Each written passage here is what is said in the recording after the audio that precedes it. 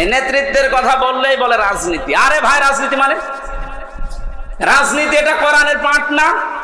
903 জায়গায় আছে রাজনৈতিক কথা, ডাইরেক্ট ইনডাইরেক্ট মিলে। আপনি সেইটাকে অস্বীকার করে না বোঝার ভান করে চলে যাবেন, আর আল্লাহ আপনাকে ছেড়ে দেবেন। আশা করছে আপনার আদর্শ ঠিক করবেন, আর এক্ষুনি মোক্ষম সময়।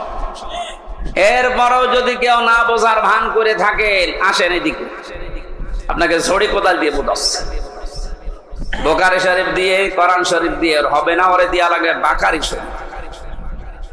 আপনি মানুষ নামে যদি পদবাচ্চা বিবেচিত হন যে আমি মানুষ, অথচ নবীজিকে আপনি আদর্শ মানেন না, নেতা মানেন না বিশ্ব নবীকে, আল্লাহর ভাষায় আপনি মানুষ নেই। কথা বলেন না কেন? ঢাকাবাসী, এটা যদি খালি দুনিয়ার বিষয় হতো, আল্লাহর কসম আমি এটা বলতাম না। এটা সম্পর্ক আখিরাতের সাথে। হযরত আয়াত পড়েছিলেন, আয়াতটাতে ছিল ওয়াকুল্লুহুম আতিহি ইয়াউমাল কিয়ামাতি ফারদা। সূরা মরিয়মের 95 নম্বর আয়াত। আল্লাহ পাক বলেন, কিয়ামতের দিন প্রতিটি মানুষকে বিচারের প্রথম ধাপে আমি ডাক দেব স্রেফ একা একা। কয়জন করি? কেউ থাকবেন আপনার সাথে, আপনি স্রেফ একা থাকবেন। বিচারের দ্বিতীয় পয়েন্টে আল্লাহ ডাক দিয়েছেন, এবার আর একা ডাকবেন না। ইয়াউমা নাদউ কুল্লা উনাসিম বিইমামিহিম। সূরা বানী ইসরাঈল 72 নম্বর আয়াতের প্রথম অংশে আছে, আল্লাহ বলেন কিয়ামতে প্রতিটি মানুষকে এবার বিচারের দ্বিতীয় ধাপে, আমাদের যেমন প্রথম সিএমএম কোর্ট, এরপরে জজ কোর্ট, প্রথমে আল্লাহ আপনাকে একা ডাকবে, দ্বিতীয় সিস্টেমে যে একা না, আপনার নেতা সহ ডাকবে। কে সহ? আপনার নেতা সহ আল্লাহ এবার ডাক দেবেন। আগে নেতা, এরপরে কর্মী। যেহেতু আপনারা শিক্ষিত মানুষ, বিবেক আপনাদের বেশি কাজ করার কথা, নিজের দিকে তাকিয়ে বলেন তো, আপনি দুনিয়ার স্বার্থে হোক আর যে স্বার্থেই হোক, যাকে নেতা মানেন, আদর্শ মানেন, ওই লোকটা যদি কিয়ামতে আপনার সামনে থাকে, পেছনে আপনি দাঁড়িয়ে আছেন, আগে তো আল্লাহ তাকে দেখবে। এক কথা বলেন না? কি মনে হয় আপনার যে ওই লোকটাকে যদি আল্লাহ দেখে আপনাকে মাফ করে দেবে? ওরে দেখলেই তো আল্লাহর আগে রাগ হয়ে যাবে। আপনার নেতা যদি হয় ইনুর মতো, যারে মানুষ লাথি দিচ্ছে, লাথি দেয়নি কয়েকদিন আগে? আপনার নেতা যদি হয় মেননের মতো, যারে মানুষ পচা ডিম খাওয়াচ্ছে, কি মনে হচ্ছে আপনার শুধু হাসির খোরাকি না, বাস্তবে নিয়ে যান। নিজে এখন বলছেন না, ওই লোকটা যদি সামনে থাকে আল্লাহ আমারে মাফ করবে না, এরকম নিজে যদি এখন ধারণা করেন, আপনি বিশ্বাস করতে পারেন আপনি ধরা খেয়ে বসে আছেন। আমি আপনার শত্রু না, আমি আপনাকে বাঁচাতে চাই। কারণ এই দুনিয়ার জীবনে যদি শেষ হয়ে যেত, এই ওয়াজ আমি করতাম না। যেহেতু আর একটা জীবন আছে, এক্ষুনি পাল্টাতে হবে। নেতা যাদের ঠিক নেই, এই মুহূর্তে আপনি পাল্টাবেন। ওয়াজ শুনতে আসলেন কেন? আপনি যদি নাই মানতে পারেন, নিজেও কোরআন শরীফ পড়েন না, হামজা বলছে আপনি মানেনও না, আপনি কি হয়েছেন? এই মুহূর্তে সিদ্ধান্ত পাল্টান। যাদের নেতা ঠিক নেই, আপনি ধরা খাচ্ছেন। সুতরাং এমন মানুষকে নেতা মানা লাগবে যে লোকটা আল্লাহ এবং রসুলকে মেনে চলে। আর এটা নফল না, এটা ফরজ। এটা তো আমি বানালাম। সূরা নেসা 5 নাম্বার পারার 6 নাম্বার পৃষ্ঠার 9 নাম্বার লাইনের 59 নাম্বার আয়াতের প্রথম অংশে আছে, আমি যতগুলো তাফসীর বিশ্ববিদ্যালয়ে থাকাকালীন মিলিয়েছি, সব মুফাসসির এই মাঝখানে যে আতিউ এই শব্দের ব্যাখ্যায় একমত। আল্লাহ পাক বলেন, ইয়া আইয়ুহাল্লাযীনা আমানু আতিউল্লাহা ওয়া আতিউর রাসূলা ওয়া উলিল আমরি মিনকুম। ওহে যারা ঈমানের দাবি করো, তাদেরকে বলছি আমি আল্লাহর আনুগত্য করো, আমার রাসূলের ইতাআত করো, আনুগত্য করো। এই দুইটা জায়গার আগে দেখবেন আতিউ এই ফেল আছে, ভার্ব, এটা ক্রিয়া। এটা আল্লাহ নবীজির নামে আর নিজের নামে রেখেছেন, কিন্তু উলিল আমরি মিনকুম এর আগে আতিউ দেননি। সব মুফাসসির একমত, আল্লাহ রাসূলকে মানতে হবে, কোনো প্রশ্ন করা যাবে না। কথা বলে না কেন? আল্লাহ রাসূলের পরে কিয়ামত পর্যন্ত যারা নেতৃত্ব দেবে দুনিয়ায়, যে মানুষগুলো এই পৃথিবীর নেতৃত্বে আসবে, উলিল আমর যারা, তাদেরকে যদি মেনে চলতে হয় নেতা হিসাবে, অবশ্যই দেখা লাগবে এরা আল্লাহ রাসূলকে মেনে চলে কিনা। যারা আল্লাহ রাসূলকে মেনে চলে না, তাদের জন্য রাজনীতি করা জায়েজ নেই। নেতা হওয়া, নেতৃত্ব দেওয়া, তাদের নেতৃত্ব মেনে নেওয়াও জায়েজ নেই। এটা রাজনীতি মনে করে যদি চলে যান, আপনার কপালে আগুন লাগবে। সূরা বাকারার 124 নম্বর আয়াত, وَإِذِ ابْتَلَى إِبْرَاهِيمَ رَبُّهُ بِكَلِمَاتٍ فَأَتَمَّهُنَّ قَالَ إِنِّي جَاعِلُكَ لِلنَّاسِ إِمَامًا। হযরত ইব্রাহিমের কথা স্মরণ করো। আল্লাহ নিজে বলছেন, আমি পদে পদে তাকে বাক্য দিয়ে পরীক্ষা করেছিলাম। যতগুলো পরীক্ষা ইব্রাহিমকে নিয়েছি, কোরআন শরীফে আমি পেয়েছি ইব্রাহিম নবীকে আল্লাহ পরীক্ষা করেছিলেন 50টা। কয়টা বলেন বলেন? 50টা পরীক্ষায় তিনি উত্তীর্ণ, একটাও ফেল করেননি। আল্লাহ রাব্বুল আলামিন এত খুশি হয়েছিলেন, তিনি ডাক দিয়েছেন, ইব্রাহিম আমি তোমাকে মানব জাতির জন্য নেতা বানিয়ে দিলাম। হযরত ইব্রাহিম বলেছিলেন, হে আল্লাহ, এই যে নেতৃত্ব দেওয়ার গুণাবলী, নেতা হওয়া, এটা কি শুধু আমি একাই পেলাম? ক্বালা ওয়া মিন যুররিয়াতি, নাকি আমার সন্তানাদি যারা দিয়া কিয়ামত পর্যন্ত আসবে, এরাও কি নেতা হতে পারবে? আল্লাহ সঙ্গে সঙ্গে সাফ ঘোষণা দিয়েছেন, ক্বালা লা ইয়ানালু আহদিস যালিমিন। ইয়ানালু এটা মোজারে, বর্তমান, ভবিষ্যৎ, প্রেজেন্ট, ফিউচার। আল্লাহ পাক বলেন, তোমার সন্তানাদি কিয়ামত পর্যন্ত যারা আসবে, তারা নেতা হতে পারবে, নেতৃত্ব দিতে পারবে, ইমাম হতে পারবে, কিন্তু জালেমদের জন্য আল্লাহর এই ওয়াদা নেই। ইয়াতে মুফাসসিরিন ইকরাম ফি সিলালিল কোরআনে লিখেছেন সাইয়্যিদ কুতুব, যে দুনিয়ায় যারা জুলুম করে, সে নিজের উপরে হোক, পরিবারের উপরে হোক, সমাজের উপরে হোক, রাষ্ট্রের উপরে হোক, জনগণের উপরে হোক, যারা জুলুম করবে তাদের জন্য নেতা হওয়া, নেতৃত্ব দেওয়া, রাজনীতি করা জায়েজ নেই, হারাম। অথচ বাংলাদেশে তো উল্টা, যে যত বড় জালেম সে তত বড় নেতা। আমি বেশি বলে ফেললাম? কিছুই বেশি হয়নি, কম হয়েছে। আহাদিস জালিমিন দিয়েছেন আল্লাহ, জালেমদের জন্য কোনো ওয়াদা নেই। আর তারা এখন বড় বড় নেতা হয়। যে 15 বছরে তারাই আমাদেরকে বলেছিল তোমরা মসজিদে থাক, খানকায় থাক। আর এই ময়দানটা আমরা 2000 টাকা যদি বাজেট হয়, 5 টাকা খরচ করে 1995 টাকা খেয়ে ফেলে। এক একটা প্রকল্পের জন্য 3 বার, 5 বার, 7 বার, 10 বার, 11 বার করে বাজেট হয়। এক একজনের যে টাকা পাচারের, এই যে এখন দেখছি, আমার মনে হয় যদি কিয়ামত পর্যন্ত হায়াত পেত এই লোকটা, এত টাকার মালিক হওয়া ওর দ্বারা বৈধ পথে সম্ভব না।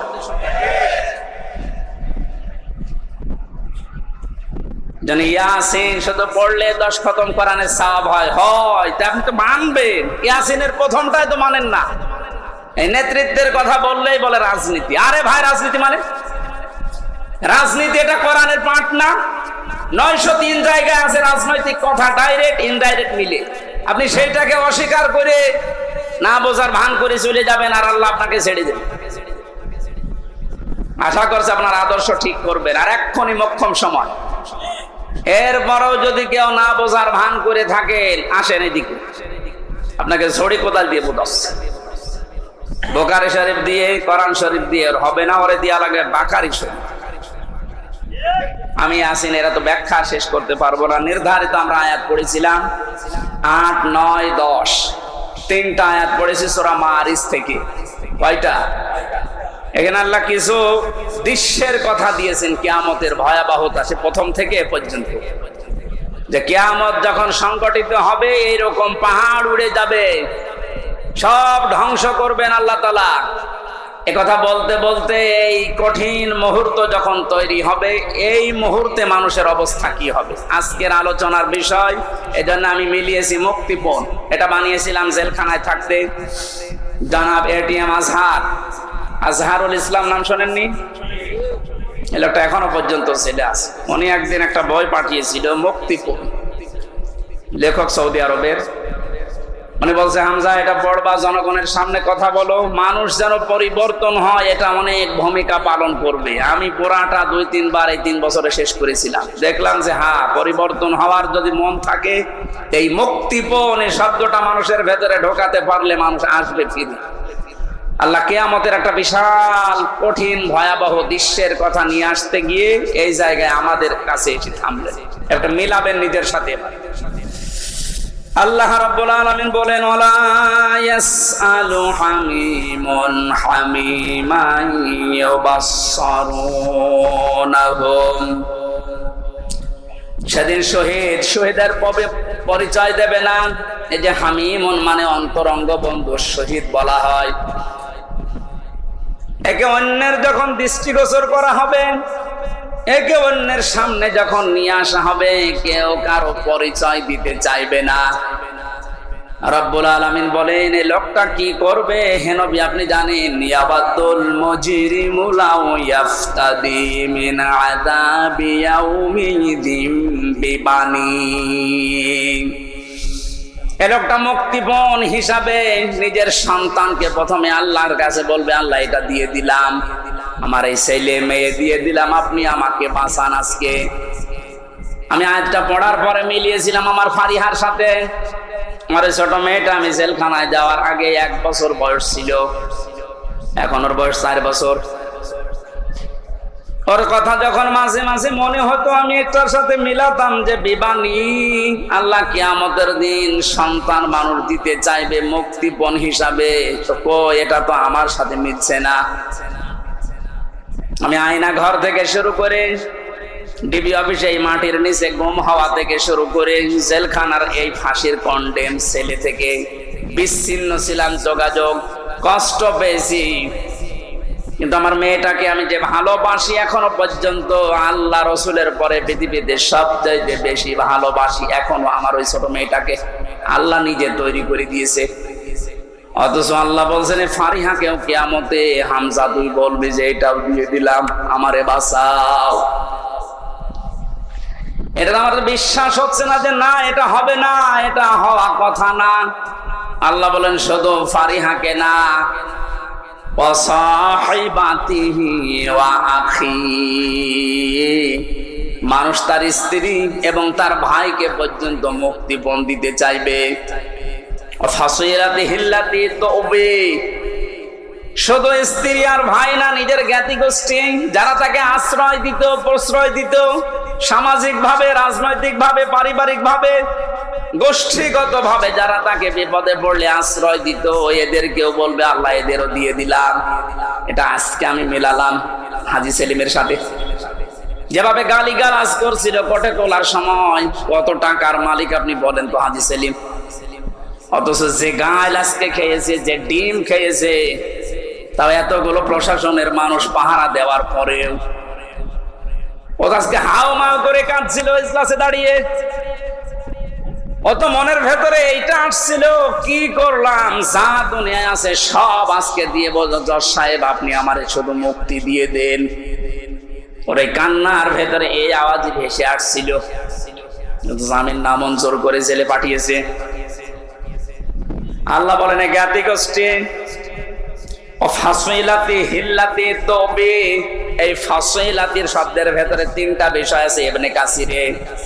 তওবির ভেতরে 2টা অর্থ আছে। আল্লাহ পাক বলেন এই পৃথিবীতে ও আপন মনে করে যে মানুষগুলোর যার কাছে যেত, যারা আশ্রয় দেবে বলে বিশ্বাস করত, এই মানুষগুলোকেও কিয়ামতে বলবে আল্লাহ জ্ঞাতি গোষ্ঠী দলের লোক সব নেতা খেতা দিয়ে দিলাম, আমাকে তুমি একটু মুক্তি দাও। আল্লাহ বলেন এতটুকু না, আর একটা আছে, ওমান ফিল আরদি জামিআ, ওর দুনিয়ায় যত স্থাবর অস্থাবর সম্পদ ছিল, যত সম্পদের মালিক ছিল সব আমাকে দিতে চাইবে, শুধু বলবে সোম্মায়ুজি, আমি মুক্তি চাই। আমি কি চাই? এটা শুধুমাত্র মনে হয় হাজী সেলিমের জীবনে, আমাদের জীবনে এরকম সময় আসবে না। এক কথা বলুন, প্রত্যেকের জীবনে অপেক্ষা করছে। আমি আমার ফারিহাকে, আমার স্ত্রী তামান্নাকে, আমার ভাই নেই, আমার বোন আছে ওনাকে, আমার জ্ঞাতি গোষ্ঠীর 100 জনের 98 জন আওয়ামী লীগ করতো, এখন পুরা পাল্টিয়ে গেছে। এখন বলছে আমরা কিছু করি না। এই পর্যন্ত না, আমার যত সম্পদ আল্লাহ দিয়েছেন, আমার বাবা আর আমার সব, আমি একটা একটা করে আল্লাহকে আমি দিতে চাইবো। শুধু বলবো আল্লাহ তুমি আজকের এই কঠিন দিন থেকে আমারে বাঁচাও। আল্লাহ দিনের পরিচয়টা একটু দিয়েছেন কোরআনে, ফাকাইফা তাত্তাকুনা ইন কাফারতুম ইয়াউমা ইয়াজআলুল ওয়ালদানা শিবা। হে নবী, কিয়ামত আমি কেমন ভাবে বানাবো জানেন? যুবক মানুষ কিয়ামতের দৃশ্য দেখে বিদ্ধ হয়ে যাবে। ঢাকাবাসী একটা মানুষ বুড়ো হয়ে যায় কখন? 60 বছর, 70 বছর, 80 বছর সময় লেগেছে, কিন্তু এমন দৃশ্য সালসালা আল্লাহ নিজে বলছেন আমি বানাবো। আমার মতো হামজা 32 বছর বয়স, সঙ্গে সঙ্গে সেকেন্ডের ভেতরে বুড়ো হয়ে যাব। এ কঠিন ময়দানে আল্লাহ ঘোষণা দেবেন, কাল্লা, কখনো না, কখনো না। যতগুলো দিতে চাইলে মুক্তিপণ একটাও নেওয়া হবে না। ইন্নাহা লাযা, তোরে আমি লাজাই দেব। কোন জায়গায়? প্রশ্ন আসতে পারে লাজা কি? এখানে যারা আছি আমরা অনেকেই জানি জাহান্নাম 7টা, জান্নাত 8টা। আমি কোরআনে কারিমে পেয়েছি লাহা সাবাতু আবওয়াব লিকুল্লি বাবিম মিনহুম জুজুম মাকসুম। সূরা হিজরের 44 নম্বর আয়াতে আছে, আল্লাহ পাক বলেন জাহান্নামের দরজা 7টা। যে যে অপরাধ করবে আল্লাহ তাকে ওই দরজা দিয়ে ওই জাহান্নামে প্রবেশ করাবে। তাহলে জাহান্নাম একটা, এর দরজা 7টা। কয়টা? এটা মনে হচ্ছে কোন স্কুল না? এখানে 1 থেকে মনে করেন 5 পর্যন্ত পড়ানো হয়। প্রত্যেকটি ক্লাসে আলাদা আলাদা রুম আছে, কিন্তু মানে বিদ্যালয় বা শ্রেণী তো একটাই বলা হয় যে বিদ্যালয় বা মাদ্রাসা, স্কুল যাই বলেন স্কুল। এই স্কুলের 5টি স্তর আছে, 1 থেকে 5 পর্যন্ত। যে যে ক্লাসে পড়ে সে দরজা দিয়ে প্রবেশ করে ক্লাস করে বাড়ি চলে যায়। 3-তে পড়ে, 5-এ গিয়ে ক্লাস করতে পারবে। এটা যেমন সহজে বুঝলেন। আল্লাহ পাক জাহান্নাম বানিয়েছেন একটা, স্তর বানিয়েছেন এরকম 7টা। দুনিয়ায় যে যে ধরনের অপরাধ করবে তাকে ওই দরজা দিয়ে প্রবেশ করিয়ে শাস্তি দেবে। এর 1 নম্বর দরজার নাম হচ্ছে হুতামা, খুব ভয়ঙ্কর জায়গা। এর 2 নম্বরে লাজা। আল্লাহ বলেন এই যে মানুষগুলো মুক্তিপণ হিসাবে কিয়ামতের কঠিন দৃশ্য থেকে দিতে চাইবে, দিতে চাইবে, দিতে চাইবে, আমার আওয়াজ হবে কাল্লা, না, ইন্নাহা লাযা, তোরে এই লাজার দরজা দিয়ে প্রবেশ করাবো। এটা কেমন জায়গা হে নবী আপনি জানেন? নাযাআতাল লিশাওয়া, এখানে ঢুকলে আগে মানুষের চামড়া খসে যাবে। শাওয়া শব্দের শাব্দিক অর্থ পেয়েছি ইবনে কাসিরে, হাড় টুকরা টুকরা করলে যেভাবে খণ্ড বিখণ্ড হয়ে যায়, উপরে বাড়ি দিলে হাড় যেভাবে খণ্ড খণ্ড হয়ে যায়, এইরকম জায়গা এটা। বাংলাদেশ সহ বিশ্বের যত কঠিন জায়গা আছে, শুধু যেখানে কারেন্টের শর্ট দিয়ে মানুষকে গলিয়ে ফেলা হয় এইটা বাদ দিয়ে এদেশে এমন কোন রিমান্ডের জায়গা নেই যেখানে গেলে চামড়া আগে খসে যায়। আমারে বহুবার বলেছিল যে এই যে এইগুলো আমরা তুলি, অস্ত্র নিয়ে এসেছিল বিভিন্ন মেশিন, যে এই যে নখ আমরা তুলে ফেলি এইটা দিয়ে। ওটা দেওয়ার পরে এরপরে টান দেবেন, এরপরে উঠবে, তাছাড়া ধরে রাখলে ওঠে না। অথচ আল্লাহ নাযাআতাল লিশাওয়া দিয়েছেন, লাজায় প্রবেশ করার সঙ্গে সঙ্গে মানুষের চামড়া আর এই নখগুলো উঠে চলে যাবে। এবার আপনি ভাবেন তো বাস্তবতা নিয়ে যে কিরকম জায়গা এটা, যেখানে প্রবেশ করলে আগে চামড়া খসে চলে যায়, নখ উড়িয়ে যায়। আল্লাহ বলেন কঠিন ভয়ঙ্কর জায়গায় কাদেরকে ডাকবে জানো? তাদউ মান আদবারা ওয়া তাওয়াল্লা। এই দুনিয়ায় যে মানুষগুলোকে সত্যের দিকে আহ্বান করা হয়েছে, এরা সত্যের কথা শোনার পরে অহংকার করে এদবার করেছে, মুখ ফিরিয়ে নিয়েছে। আমার মনে হয় আয়াতের বাস্তবতা বাংলাদেশে সবচাইতে বেশি। এত কোরআনের কথা আলোচনা পৃথিবীর কোন জায়গায় হয় না। এত আলোচনা হওয়ার পরে সত্যকে সত্য জানার পরেও যারা ঘাড় ঘুরিয়ে অহংকার করে চলে যান, আপনার জন্য আল্লাহ লাজা প্রস্তুত করে রেখেছে। ইহুদি খ্রিস্টানদের আমরা প্রতিদিন 17 বার করে বরদোয়া দেই। কতবার? এই যে গায়রিল মাগদুবি আলাইহিম ওয়ালাদ-দাল্লিন, দুইটা জাতির কথা আছে, ইহুদি আর খ্রিস্টান। বারবার আল্লাহকে বলা হচ্ছে, আল্লাহ এদের পথ আমাদেরকে দেখিও না, এরা অভিশপ্ত। এরা অভিশপ্ত না? আমি তাফসিরে পড়েছি কেন আল্লাহ এদের নাম দিলেন। কারণ ইহুদি খ্রিস্টানদের কাছে সত্য এসেছিল আমাদের নবীজি সম্পর্কে, যে বিশ্ব নবী মুহাম্মদুর রাসূলুল্লাহ শেষ নবী, এটা সর্বশেষ নবী, শ্রেষ্ঠ নবী। ইহুদি আর খ্রিস্টানরা জানতো ওদের তাওরাতে ইনজিলে স্পষ্ট আছে লেখা, এরপরও অহংকার করে হিংসা করে মানতো না।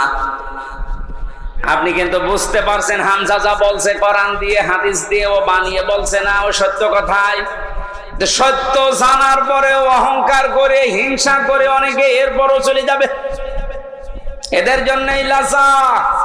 2 নম্বরে ওয়া জামা ফাআওয়া, যারা মাল সম্পদ জমা করে আর বারবার সংরক্ষিত রাখার চেষ্টা করে। আজ হাজারো মানুষে বাংলাদেশে চরিত্রের আছে, বৈধ অবৈধ নেই, মাল জমা করে যাচ্ছে। ইহসাবু আন্না মালাহু আখলাদা, ও মনে করে এটা আমার কাছে স্থায়ী ভাবে থাকবে। শুধু জমা করে শেষ না, এটা সংরক্ষণ করার জন্য কত কায়দা কৌশল। এদেশে জায়গা হয় না, বেগম পাড়া বানাচ্ছে। এদেশে জায়গা হয় না, সুইস ব্যাংকে রাখছে যেন সংরক্ষিত থাকে। সম্পদ উপার্জন করা নিষেধ না, বৈধ পথ বাদ দিয়ে যারা অবৈধ পরে উপার্জন করার পরে এগুলো যারা সংরক্ষণ করার চেষ্টায় আছেন হক আদায় না করে, তার মানে যাকাত দেওয়ার হক ছিল আপনি দেননি, দান সাদাকা করার অর্থ ছিল আপনি করেননি। বৈধ বৈধ না ভেবে শুধু জমা করা, এভাবে যারা জমা করে গিয়েছেন আর সংরক্ষিত রাখার জন্য চেষ্টা চালিয়েছেন, আপনার জন্য লাজা। আমাকে সহ যারাই শুনলাম, আল্লাহ তুমি লাজা থেকে আমাদেরকে বাঁচাও, বলেন আমিন। বাংলার মুসলমানেরা, পৃথিবীর জমিনটা আপনি যদি বদ্ধ জায়গায় কিছুদিন থাকেন, আপনার কাছে স্পষ্ট ধারণা চলে আসবে মাটির নিচে সরকার আমাদেরকে দিয়ে লস হয়নি, আমার কষ্ট হয়েছে, লস হয়নি। দুনিয়ার জীবনটা আগে যে দৃষ্টিতে দেখতাম, পুরা দৃষ্টি আমার পাল্টিয়ে গেছে। আল্লাহ তাআলা বলেন, আমাল হায়াতুদ দুনিয়া ইল্লা মাতাউল গুরুর, পৃথিবীর জমিনটা ধোঁকা। বাস্তবে এখন দেখছি ঠিক 100% আসলে ধোঁকা। আপনার মা বাবা ধোঁকা, স্ত্রী ধোঁকা, সন্তানাদি ধোঁকা, আপনার নেতা খেতা দলের লোক সব ধোঁকা। মনে করছেন না মা বাবার সম্পর্কে কথা বললো কেন? ধোঁকা। আপনি বাস্তবে নিয়ে যান, দেখবেন।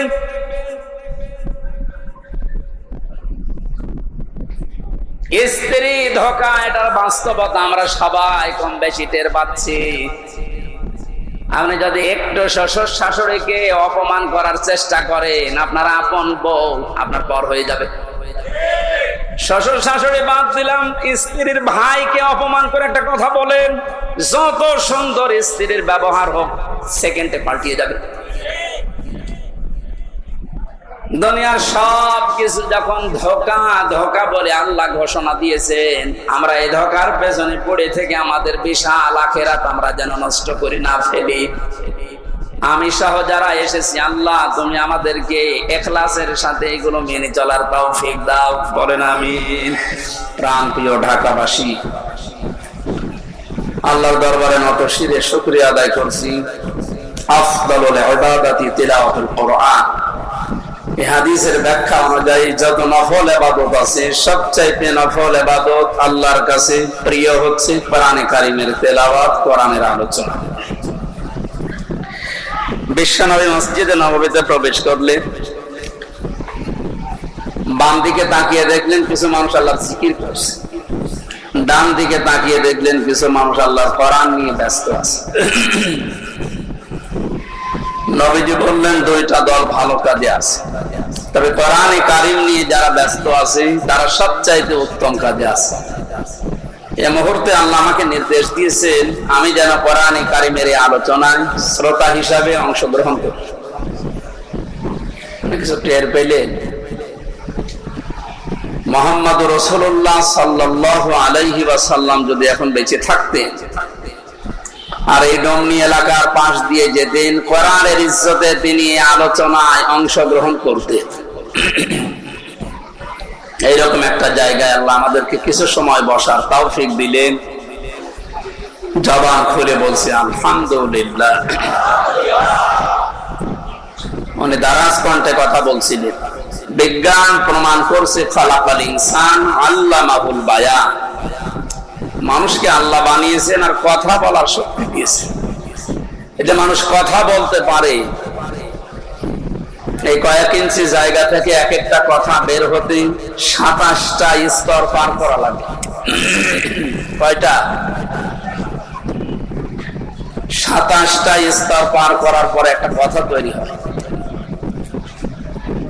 আপনি চিন্তা করেন, এতগুলো স্তর পার করার পরে যদি একটা কথা তৈরি হয়, যিনি কথা বলার যোগ্যতা আমাদেরকে দিয়েছেন তার প্রশংসা বাদ দিয়ে অন্য কারো প্রশংসা আদায় করা ঠিক হবে? যদি আমরা উল্টা দেখেছি, আপনি যাই মনে করেন স্বাধীনতার পর থেকে পর্যন্ত বিভিন্ন মরা মানুষদের প্রশংসা যত এদেশে হয়েছে, ওই পরিমাণ প্রশংসা আল্লাহর যদি হতো আমরা আল্লাহর ওলি হয়ে যেতাম। কি হয়েছে তাদের প্রশংসা করি? আপনি শান্তি পেয়েছেন?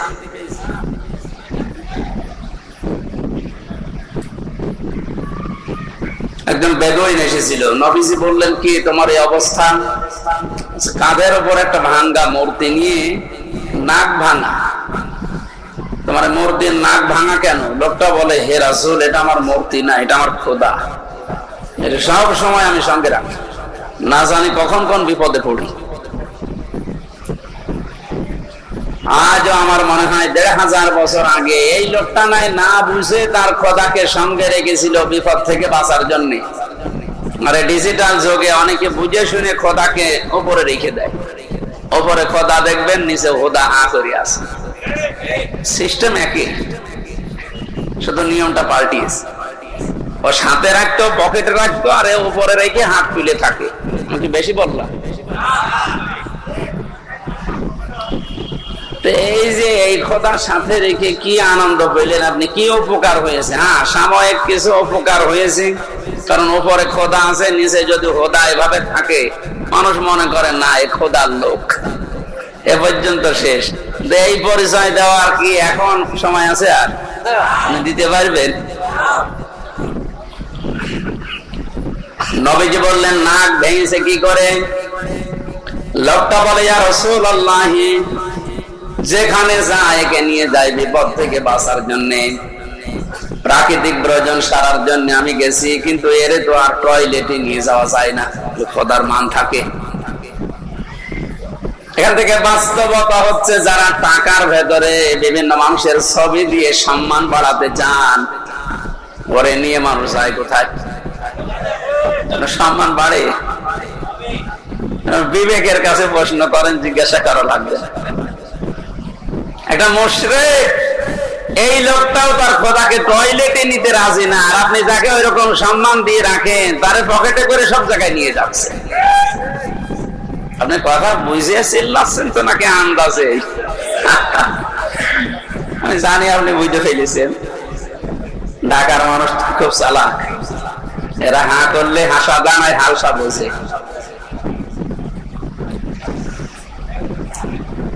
রাস্তার পাশে রেখে কাজ সারতে গেলাম, কাম করে এসে দেখি ওর মাথা থেকে পা পর্যন্ত পোড়া ভেজা। চিন্তা করলাম খোদার গা ভেজা, এ না জানি কোন রহমত বরকতের পানি হবে। জহব্বা বের করে চাটলাম, খাইলাম, দেখে একটা শ্বাস লাগে, গন্ধ।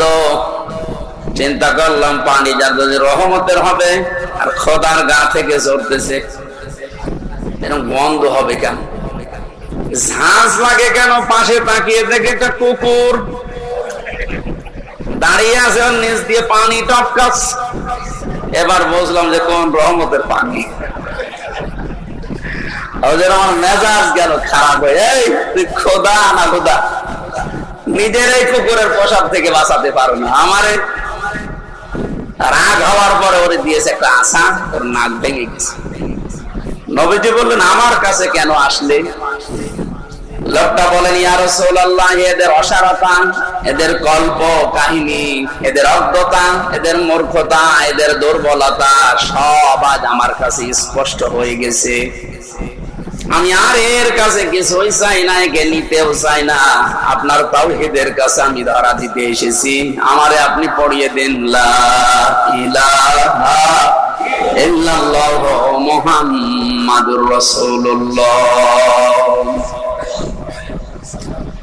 আপনি শুধু হাদিসটা শুনে শেষ করে দিচ্ছেন না।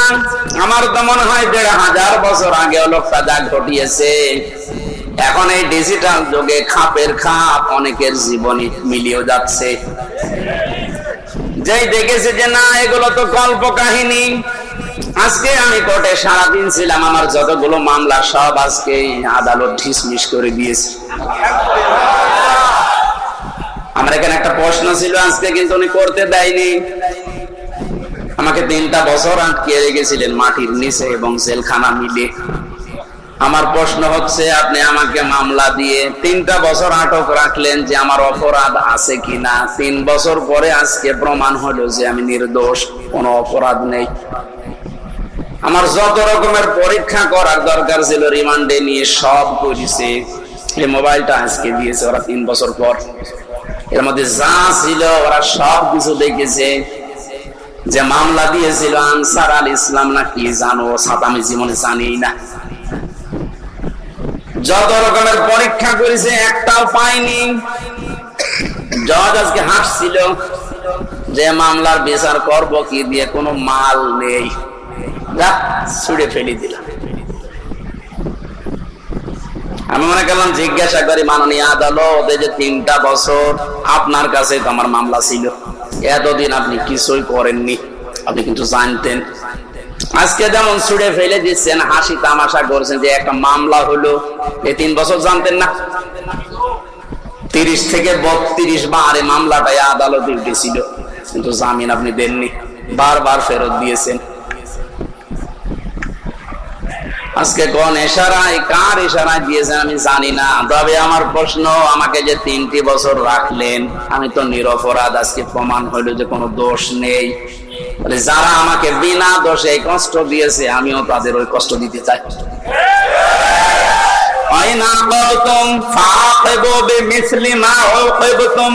যতটুকু অত্যাচারিত হও অতটুকু করো। আমি যেহেতু হয়েছি, করানো আমাকে জানিয়েছে, সুতরাং আমি যতটুকু পেয়েছি। মাটির নিচে আপনারা আমাকে রেখেছিলেন, আমার মামলার আয়ু থেকে শুরু করে উপরের যে নির্দেশদাতা পর্যন্ত প্রত্যেককে আমি 3 বছর মাটির নিচে রাখতে চাই। আমি বেশি করছি না, সমান সমান করছি।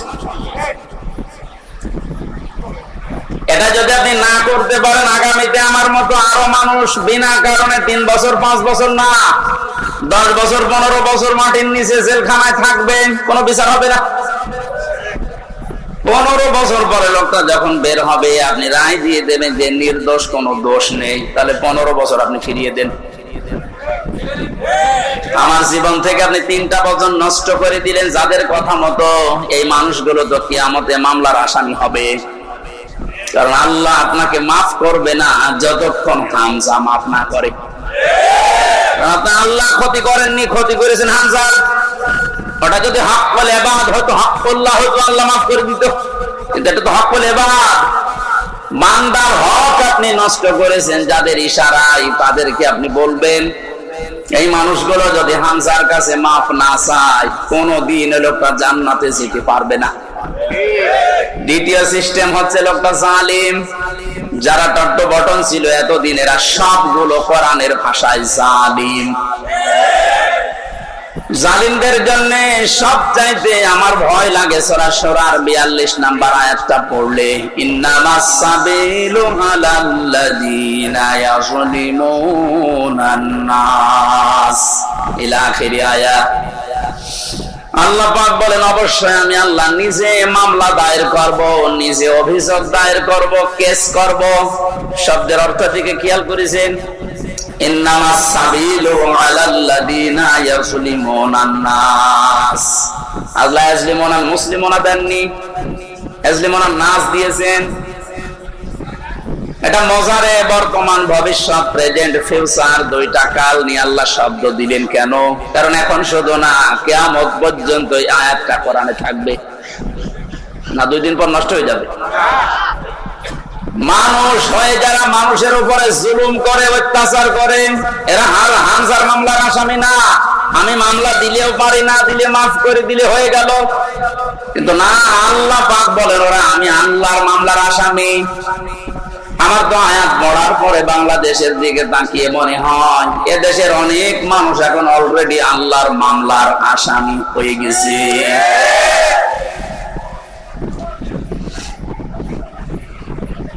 যিনি বিচারপতি, যিনি রায় দেবেন, তিনি যদি মামলার বাদী হয়, বলেন আপনার পক্ষে রায় আসার সম্ভাবনা আছে?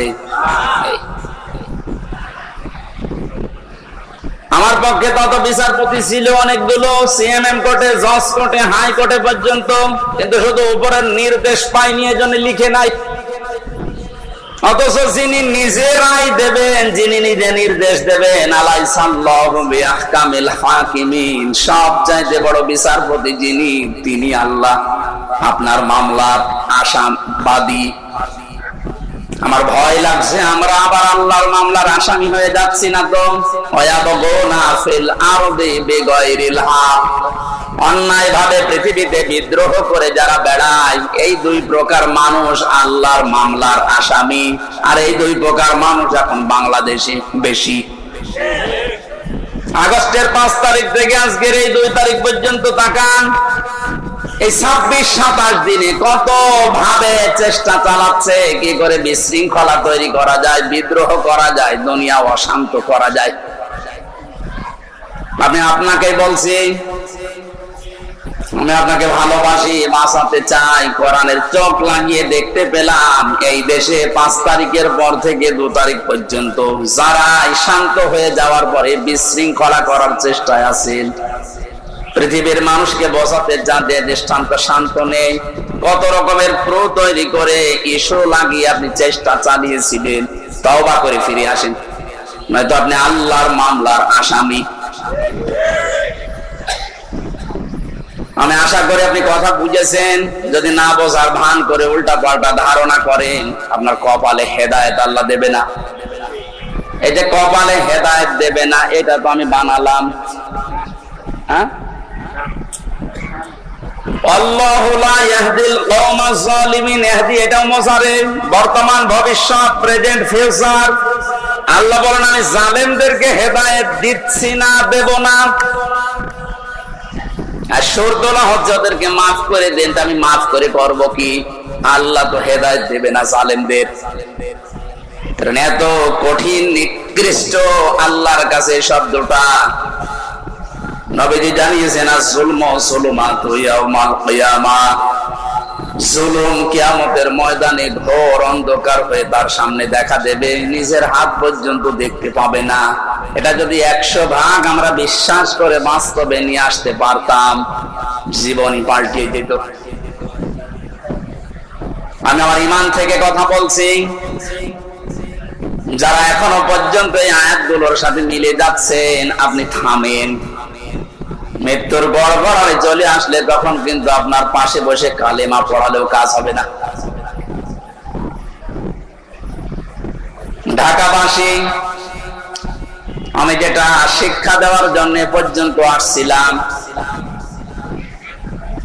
আজ বহু মানুষের কল্প কাহিনী, মিথ্যাচার, মিথ্যা রচনা, অনেক ষড়যন্ত্র, বিশেষ করে উল্টা পাল্টা সব যেহেতু আমাদের কাছে ধরা পড়ছে, দলে দলে পালে পালে দেখতে পাচ্ছি মানুষ বুঝে হোক না বুঝে হোক এখন ইসলামে আসা আরম্ভ করে দিয়েছে। এটা কেন দিল? কোরআনে কারীম জানিয়েছে, ইযা জাআ নাসরুল্লাহি ওয়াল ফাত ওয়া রাআইতান নাসা ইয়াদখুলুনা ফি দীনিল্লাহি আফওয়াজা। আল্লাহ পাক বলেন, হে নবী, যখন আমার সাহায্য আসবে তখন আপনি বিজয় দেখতে পাবেন। কিছু না হলেও কিছু আমরা পেয়েছি। আল্লাহর সাহায্য আসার কারণে কিন্তু আমরা বিজয়ের স্বাদ পেয়েছি। মানুষের পরাধীন থাকলে কি হয়, এটা এই 27 দিন আমি টের পেয়েছি। সবচেয়ে বেশি টের পেয়েছিলাম মাটির নিচে যতদিন ছিলাম, ওই সময় চোখের উপরে কালো কাপড় বাঁধা, আমার হাতে পেছনে হ্যান্ডকাপ দেওয়া, পায়ে ডান্ডা বেড়ি দেওয়া, মাজায় দড়ি দিয়ে যখন টেনে নিয়ে যেত, মনে হচ্ছে এ পৃথিবীতে সব চাইতে বড় অসহায় আমি। মাটির নিচে অবস্থান ছিলাম। আপনারা উপরে যারা ছিলেন, বিবেক দিয়ে বলেন তো, আপনারা অসহায় ছিলেন না? গত কয়েকদিন আগে কুষ্টিয়ায় বাংলাদেশ জামাত ইসলামী ওলামা বিভাগের আয়োজনে 500 আলেম সব ঘরানা থেকে নিয়ে এসেছিল। কত? 500। ওনারা আয়োজন করেছিল 500, 750 উপরে আলেম এসেছে পুরা কুষ্টিয়া জেলা থেকে, সব ঘরানার। প্রায় 2.5-3 ঘন্টা আলোচনা হয়েছে, কোন সমস্যা না, কিচ্ছু পাইনি। আমি নিজেও ছিলাম। আপনি একটু ভাবেন তো, 5 তারিখের আগ পর্যন্ত 500 না 5 জন আলেম এক জায়গায় বসলে নিরাপদে থাকতে পারত? স্বাধীনতার পরাধীন কি অবস্থা, বাস্তবতা এটা। এই অনুষ্ঠানটা করতে হলে 5 তারিখের আগে 14 জায়গায় পারমিশন নেওয়া লাগতো, তারপরও অনুমতি মিলত না। এ মানুষগুলো তো সেই মানুষই আছে। এখন 14 জায়গার অধীনা ডক্টর ইউনূস বলেছেন, এদেশে কোরআনে কারীমের কথা ওইভাবেই হয়ে অন্যান্য ধর্মের কথা যেভাবে চালু আছে। হিন্দুদের পূজা, ওদের দুর্গা পূজা, সরস্বতী পূজায় যদি অনুমতি না লাগে, পাহারা দেওয়া হয়, কোরআনের অনুমতি লাগবে কোন কারণে? কিছু মানুষের কিছু চিন্তাধারায় আল্লাহ তাকে মাফ করেন। কবি নজরুলের জীবনে ওইরকম আমল আমি ওনার জীবনী পড়ে পাইনি, কিন্তু কিছু কিছু কথা এত দামি, আমার মনে হয় আল্লাহ ওই কথাগুলোর কারণে ওনারে মাফ করে দেবে। এই লোকটা যে ঘোষণা দিল, কোরআনের পক্ষের লোক না বিপক্ষের লোক ওটা আমি বলছি না, কিন্তু যে ঘোষণা দিল, এই 17 বছরে কোন মুসলমান তো এই ঘোষণা দিতে পারে নাই। আরো বিরোধিতা করতেন আপনি।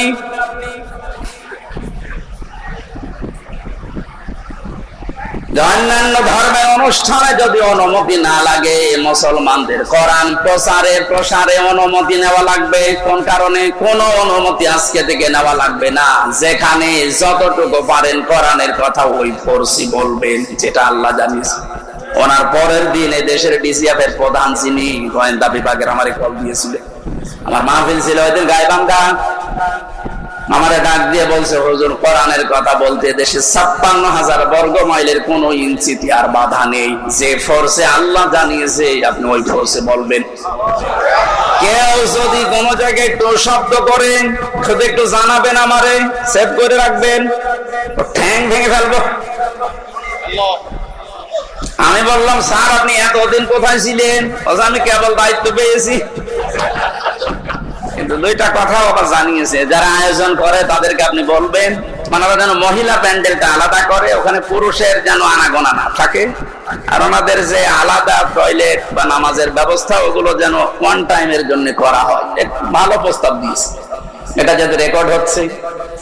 সারা বাংলাদেশে আমার প্রত্যেকটা জেলায় 2-3টা করে ওয়াজ নেওয়া আছে, এর মাধ্যমে সবাইকে জানাচ্ছি ওই স্যারের কথাটা মানা দরকার। কথাটা ভালো কথা না? পর্দা কিন্তু নফল না। পর্দা কি নফল? ফরজ। কেমন ফরজ? নামাজের মতো ফরজ। কিন্তু আজ অনেকে এটাকে গুরুত্ব এভাবে দিতে চায় না, নফলও মনে করে না। পর্দা যে একটা ফরজ, নফলও মনে করে না।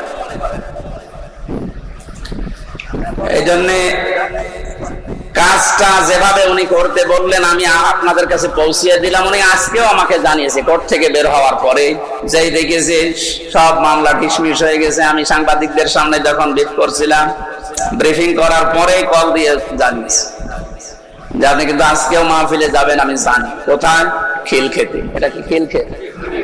দেখেছেন? আমি জানি না আমার মাহফিল কোথায়, কারণ আমার সাথে যে ছেলেটা আছে ও আমার একদিন আগে জানায় যে আজকে অমুক জায়গায় মাহফিল আছে। ওনারা জেনে ফেলেছে, কত খোঁজ রাখছে। ওনার ওই কথাটা আমরা আহ্বান জানালাম, আপনারা মেনে চলবেন। মেয়েদের এই সিস্টেম গুলো একটু দরকার। ওনাদের ইসলাম জানা দরকার নেই? বলেন। ঢাকাবাসী কোরআনে কারীম থেকে কথা আরম্ভ করার জন্য আমরা আল্লাহর শুকরিয়া জানাচ্ছি, যিনি আমাদেরকে এই স্বাধীনতার একটু হালকা সুখ পাওয়ার তৌফিক দিয়েছেন। যখন আল্লাহর সাহায্য আসবে, বিজয় যখন আপনি দেখতে পাবেন, বিজয়ের যতগুলো ধাপ আছে, একটা ধাপ আমি বাস্তবে সভাপতির সাথে আমি আজকে মিলাবো, একটু মিলাবেন।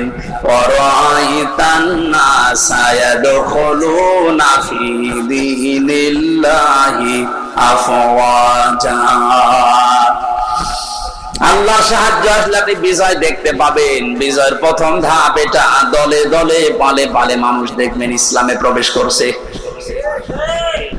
আপনি 27 দিনের জরিপটা একটু দেখেন।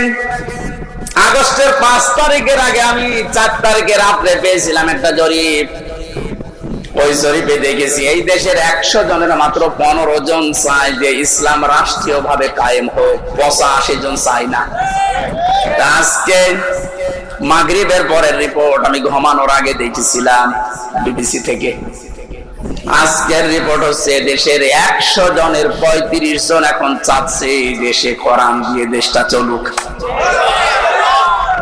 আপনি একটু সুযোগ দেন। দলে দলে যেভাবে প্রবেশ করছেন, গাইবান্ধার পলাশবাড়িতে আমি 45 মিনিট আলোচনা করার পরে এক হিন্দু অনার্স মাস্টার্স করা এক শিক্ষিত মানুষ এসে বলছে, আমার ধর্মে আমি আর থাকবো না, আপনি আমার ইসলামে প্রবেশ করান। এই যে অন্য ধর্মের মানুষ যদি বুঝে কোরআন চলে আসতে পারে, যারা হালকা পাতলা ইমানের অধিকারী তাদেরকে একটু সুযোগ দেন, দেখবেন দলে দলে যে আফওয়াজা পালে পালে মানুষ ইসলামে আসবে। জরিপ যেটা করেছে ও গাঁজা খেয়ে করেনি, বাস্তবতা দেখেই করেছে।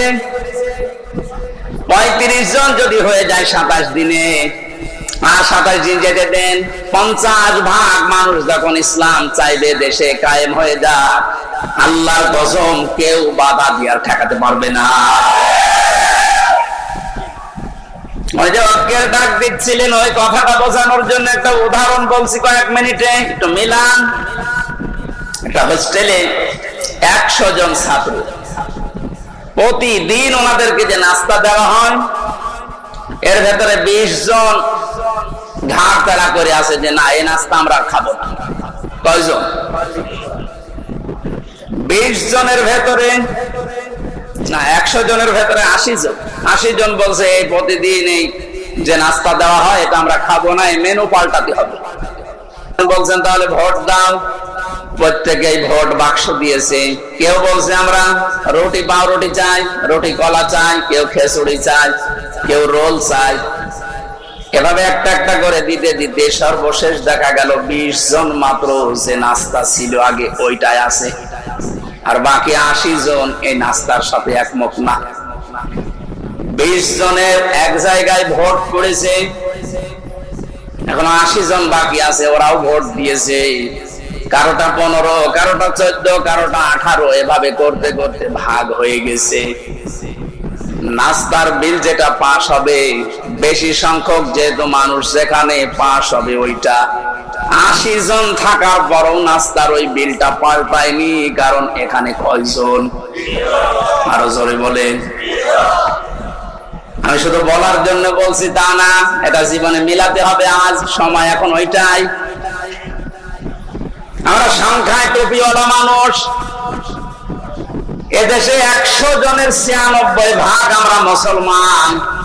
20 জন যদি এদেশে ইসলাম নাও চাই, 80 জন আমরা চাই, কিন্তু ছোটখাটো বিষয় নিয়ে মতপার্থক্য করার কারণে আজ আমরা দল বিদলে বিভক্ত হয়ে 20 পর্যন্ত যেতে পারছি না।